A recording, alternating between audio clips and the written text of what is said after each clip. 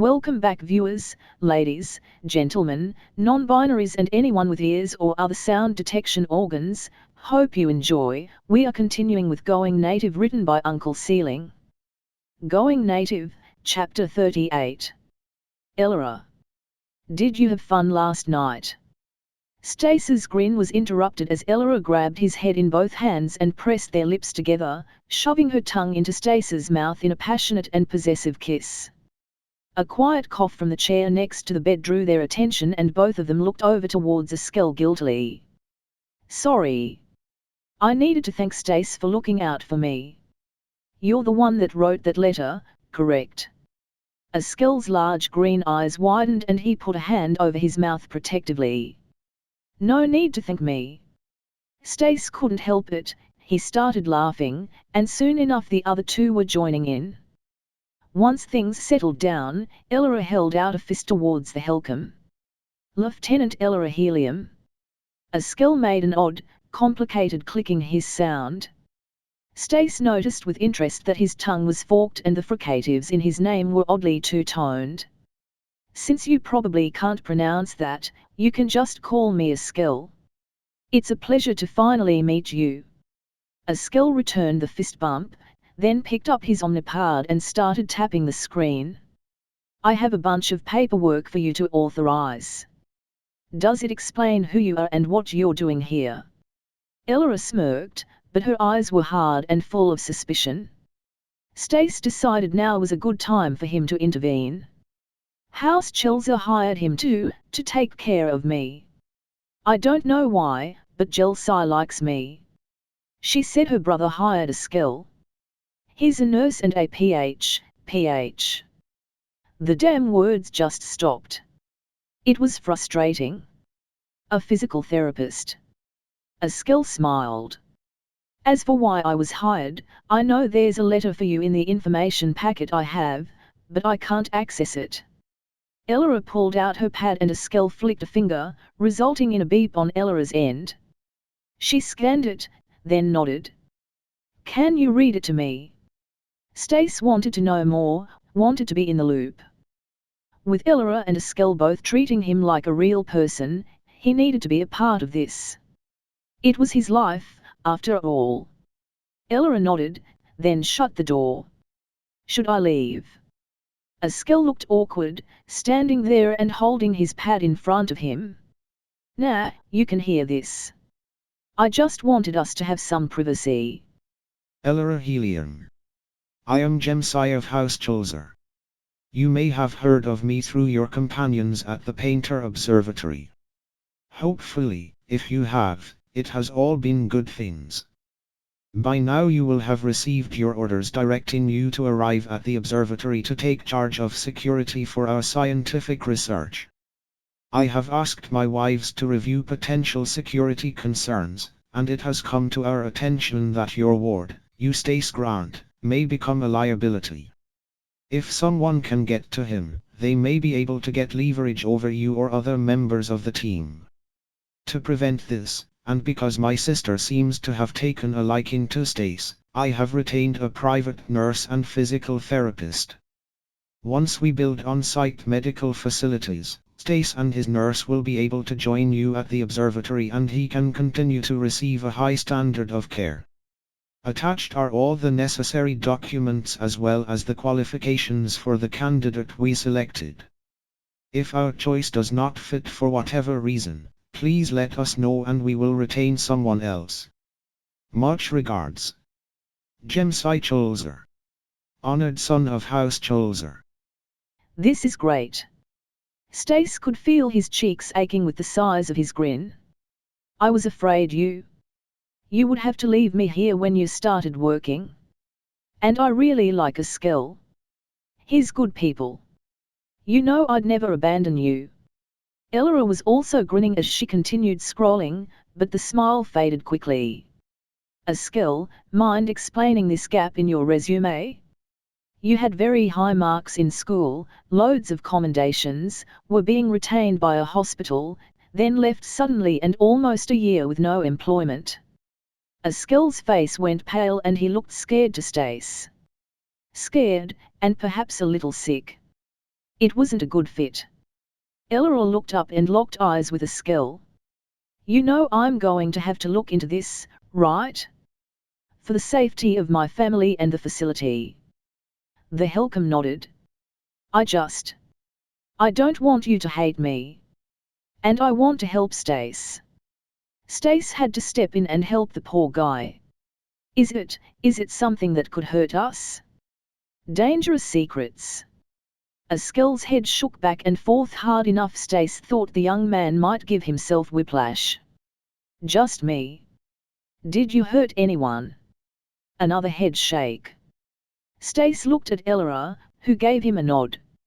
I will have to check into it, but as long as Stace likes you and it's nothing dangerous, I'm willing to ignore a lot. Still, you're better off telling us. The Helcom's nod was nearly imperceptible. Can you give me a day or two? Just give me a try before you decide you can't stand being around me. Suddenly, Stace got it. He was normally terrible at reading people, but it was so obvious. He knew exactly why Estelle was upset, and he couldn't help but start laughing. Estelle and Ella both stared at him like he was a crazy person, so he waved them both closer. If Estelle wanted to keep it on the down low, Stace wasn't going to out the poor guy to the whole world. Estelle, you're gay, aren't you? The Helcom went from grey to nearly the colour of paper as all the blood drained from his face, but he didn't deny it. Seriously? Ella looked at Stace, then at Estelle. That's it. He let out the tiniest nod, tears in his eyes. I can go.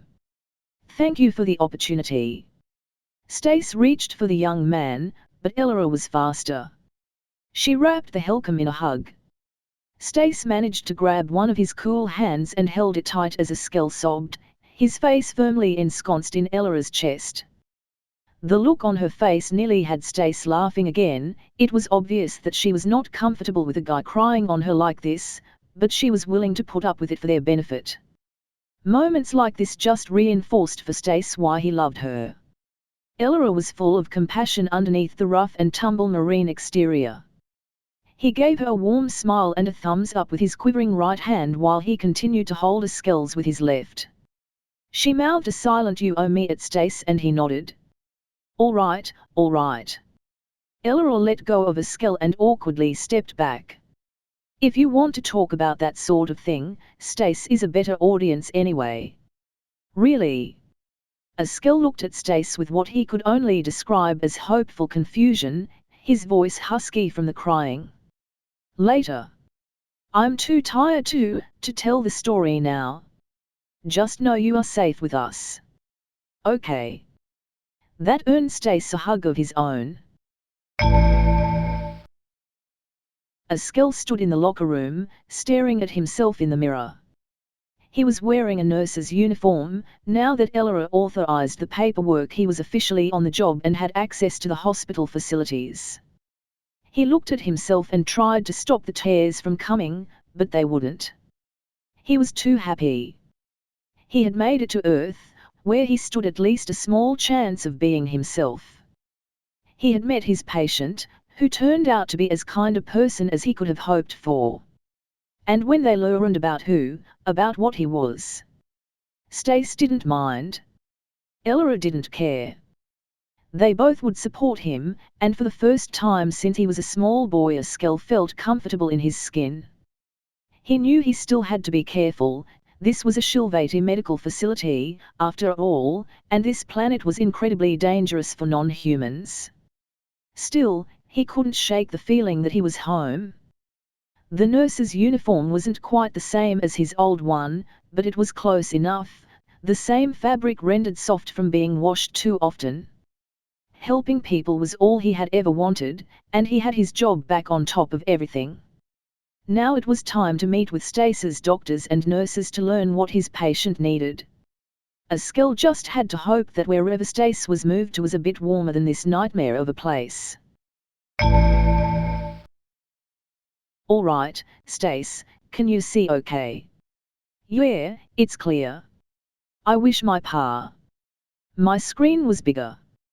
Samuel was back in his element, headset and haptic gloves on, surrounded by disassembled and rewired Shilvati military drone controllers.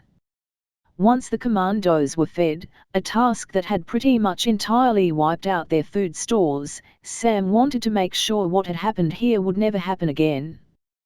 Thanks to Shilvati medical care, he couldn't really remember what he had done.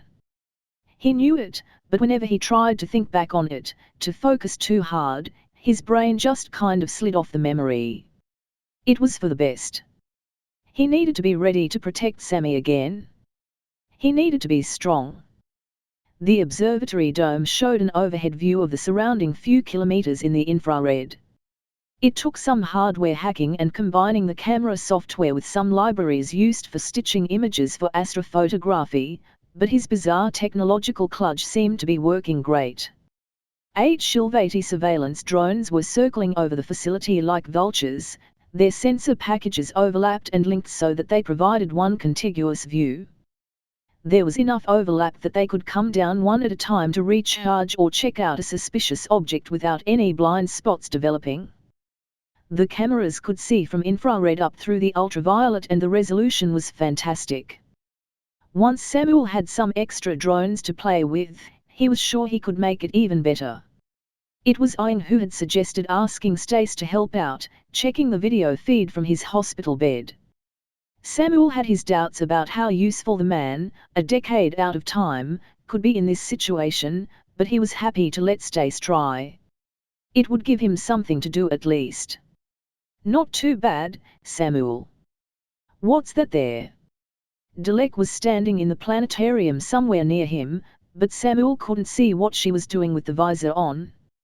She was an unknown, not a friend, not trusted, but that was okay. He was still safe. Merin was there to protect him, and a faint tapping of a keyboard meant Sammy was there too. He would be okay. A cursor appeared on the dome as Dilek used a mouse to point to a spot on the map.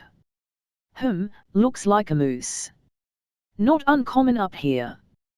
Can't get a good visual through the trees, but it's the right size on infrared. A red line appeared on the screen and slowly traced a path going to the thermal signature. This is the path the thing took.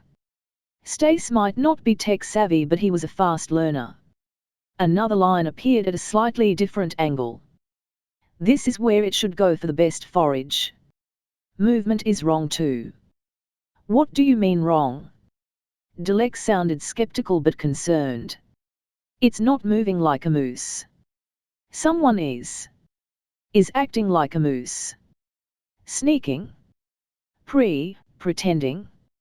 Are you sure? It doesn't look like a person. Samuel was already tasking one of the drones for a FLYBY even as he asked the question. Want to make a bet? 90 seconds later, they had images of a human in bulky, misshapen thermal gear trying to hide in the trees and Samuel owed Stace a travel chest set to be delivered to the hospital. Nothing fancy, wood or plastic is fine. Stace's voice on the call sounded smug, but that was understandable. Samuel made a snap decision. I'm going to send you a bigger touch screen you can link to your pad and I'll push you a software update that will give you control of the intercoms here in the planetarium. Whenever you get some free time, feel free to check the cameras. If anything looks suspicious, you can call it out over the speakers and one of the commandos doing the surveillance will hear you. Sound good? No problem. I am glad to be helping. Samuel could hear Dilek running out the room and shouting. Whoever that was out there, they were in for a very rough time. Merin's text to Ian was brief. Human detected on the perimeter. Get to safety. His reply came moments later. Goddess above, you too? Stace just messaged me the same thing. Well, at least her husband's boyfriend had a good head on his shoulders. Husband's boyfriend? Such a weird thought. Sammy, come on. We're going to the scope base. It's fine, just one guy in the woods. Sammy continued typing, sitting at their console next to Samuel. The girls can handle it. Nope. Marion slipped her hands under Sammy's arms and heaved, the little human wiggling in indignation as Marion flipped them over her shoulder. "You'll regret this," Sammy declared theatrically, though it was obvious their words didn't have any real heat to them. "Okay, that will never not be funny." Samuel had his visor off and was pulling off the gloves. He took the time to slip on a wireless headset before he followed Marion. "Stace, we are going into lockdown for the moment. 2 commandos are watching the feed. Can you keep an eye on it too?" "An eye? Was that a joke?" Marion glanced over at Samuel to see his normally pale skin going stark white, panic in his eyes. I'm. If it was a good one." Stace gave a small chuff of laughter and the tension seemed to fall out of Samuel in one huge wave. "Knock it off, keep the comms clear. Lifting off in 90 seconds. Dilek sounded all business, though Marion could detect a hint of mirth there. Marion continued to carry Sammy until she got to the hallway, then put the little scientist down. "All right, enough fooling around. Let's go." "I will have my revenge," Sammy mumbled, "just you wait. Whatever it is, you should plan to wait until after this crisis is over." Samuel had his pistol out, pulling the slide back just enough to ensure there was a round chambered. Marion gave him a quick nod as he reholstered the weapon. "Oh, you'll be a part of it too, Sam. Believe me." The trio went through the door to the base of the main scope to find Ian already there. While cleaning out an upstairs office to use as his private room, Ian had found a bunch of electronics. With Samuel's help, he had done some industrial redecorating at the scope base. There was now a wall of monitors cycling through various cameras, and the tables and the couches from the front vestibule now formed a little waiting room. Ian checked his revolver nervously, and Marion suddenly realized something. "We need to get all 3 of you weapon permits.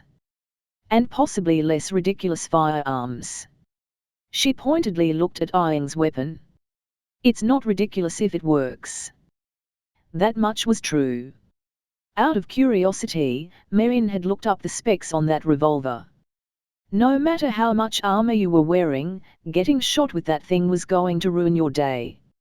She idly remembered Sammy's little traps. Just because they were slug throwers didn't mean they weren't effective. Stace's voice sounded through the comm. "You have another contact 15 degrees north, nor. Shit, north left of our target, half a kilometer out. A real moose, but check it anyway. If it's real, don't hurt it." "Why not?" Marion couldn't identify that voice. "One of the commandos." "Cut the chatter." Dilek's voice was harsh. "But please do answer the question. Moose are dangerous. Think. Like free security. If they shoot the moose, we hear it. If they don't, the moose. It, you know." "Ha, understood. Team, take note. Leave the mooses alone. They are our friends. Contact in 10 seconds." After that, Marion just had to stand around and wait. Sammy started whispering something in Ian's ear, then Ian waved Samuel over and they started having a quiet conversation. When Marion started to get close, Sammy stuck a hand out. "Nope. But this conversation isn't for you. Sorry. Important vengeance stuff." Before Marion could really try to figure that out, Dilek's voice returned. "Target has been captured, no casualties. Returning now." Elara's pad chirped, getting her and Stace's attention. "Well, shit. What is it?" "Military intelligence is sending someone to interrogate that human you caught. I really should be there, and the me girl is leaving from this base so I can share a ride. But that means I have to leave now." Stace nodded. "Makes sense. You have a job. I told you I wasn't going to leave you alone, Stace. I can't just go back on my word like that. Truth was, Elora was getting the itch for action. She needed to be at the observatory, needed to get to her work. But she had promised, and that meant something. You're not leaving me. You are just going away. Stace smiled that goofy smile at her, and she felt her own lips pulling up in return. I never thought you meant it, Lee, meant you would be here in person all the time. She leaned down and pressed her lips against his, feeling Stace's warmth, that soft tongue slipping into her mouth even as her own tasted him. I wish I could give you a proper goodbye, but I don't have time. It's okay. I feel gross right now anyway. Need a shower? Another one of those goofy smiles. Before you go, can we buy these? He held his pad out and Elora started scrolling. Stace, this is really expensive. Almost 2,000 credits with rush shipping included. You're sure? The man nodded, skin around his mismatched eyes wrinkling with his smile. I'm sure. It will be a nice surprise. Elora shrugged and pushed her thumb to Stace's pad, authorizing the purchase with a chirp. It's your money. See you soon, Stace. Another quick kiss, then Elora grabbed her bag and was gone. End of chapter. If you enjoyed, like, subscribe, click the bell so you don't miss any episode and do all the other YouTube stuff, visit and support the author, and I'll see you next time. If you didn't enjoy, comment on what I can do better. And as usual, have a wonderful day.